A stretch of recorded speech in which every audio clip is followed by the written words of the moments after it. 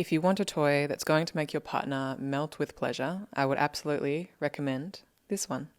Hi, I'm Immy. This is my boyfriend Andy's channel. We date and sleep with women together. We explore sex, BDSM, pleasure, and self-development, sharing everything we've learned in the hopes that you can deepen your pleasure and intimacy, and most importantly, enjoy life a little bit more each day. Today I'm talking about one of my favorite little toys in the arsenal. This is the Satisfyer Pro 2. We've had it for years and years and years. We have many iterations of this toy. I've got it in all the colors in various different models because I love it. It is my favorite, which is why I'm talking about it. And more importantly, talking about how I use it with a partner during sex or in the bedroom with somebody else there. Sometimes adding in a third too. Full disclaimer, this probably isn't the easiest toy to use with a partner, but it's basically my favorite vibrator.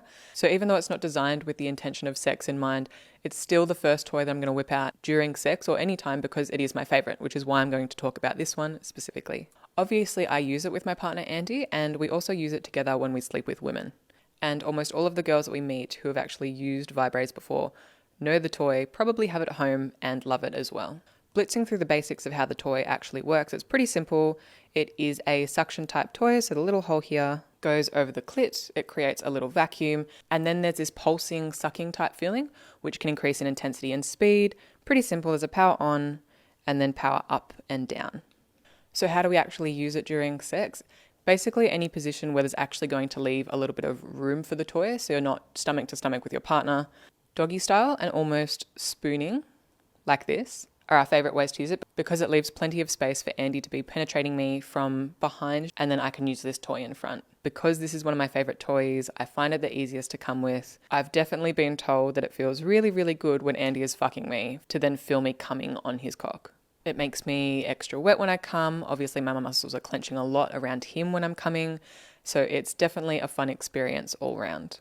Anal also is a really easy way to use this toy because again you're even further away from the clit, so it does give it a little bit of room for you to actually hold the toy and keep it in place. Most positions when having anal would work while using this toy. So as a general rule, positions that we tend to avoid when having sex and trying to use the Satisfyer are positions like missionary or even riding with me on top, because there's just not quite enough room for me to comfortably position the toy and to be penetrated at the same time. Because this toy needs such a specific positioning, because this little bit only really feels good when it's right over the clit and creating a suction, it's one that I tend to hold myself unless I'm laying down, not moving, and Andy is very carefully positioning it and he's also not moving too much. It can be a little bit difficult to actually get it in the right spot. So most of the time I'm using at least one hand to hold it in place. For doggy style, it makes it really easy. I only need to balance myself on all fours with one hand. The other hand is holding the toy between my legs. Similarly, in the spooning position, which I mentioned, it absolutely leaves my hands free to move the toy about as I need to. So in the situation where we would want a toy that Andy can move and control, we probably wouldn't pick this one, especially if you're wanting to engage in something like edging or denial, where it's maybe me, the person on the receiving end, might be tied up, and he's the one that's in control, pulling the toy away if I get close to orgasming.